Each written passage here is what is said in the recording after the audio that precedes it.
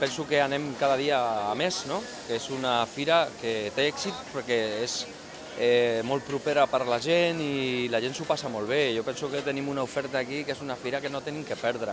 És un encant per la ciutat fer aquesta fira. Està molt ben muntat i a la gent li agrada molt, i atrau molt turisme. És molt bo per la ciutat.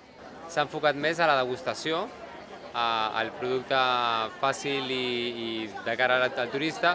Nosaltres ens hem mantingut amb donar la imatge del que és el nostre producte de mercat. Com cada any, molt positiva, o sigui, tot molt bé, el muntatge fantàstic i ja està, la gent estupenda, o sigui que molt bé.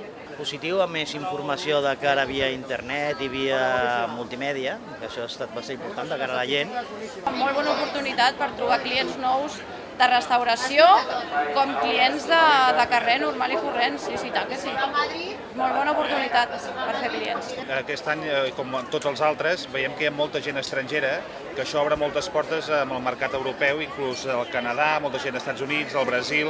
Vull dir que és fantàstic això, perquè et dones a conèixer no només a Catalunya, sinó també a l'estranger. El primer cop que estic a Mercat de Mercats, jo personalment estic encantada. He venut moltíssim i per un tema de contactes de gent que no m'ho esperava, tant importadors com exportadors, distribuïdors, o sigui, sobretot per al tema de networking, a mi personalment molt bé. La situació nostra d'aquest any potser és un pèl millor, estem al passadís central i es nota, però la veritat és que cada any estem molt contents i seguim venint perquè ens agrada molt.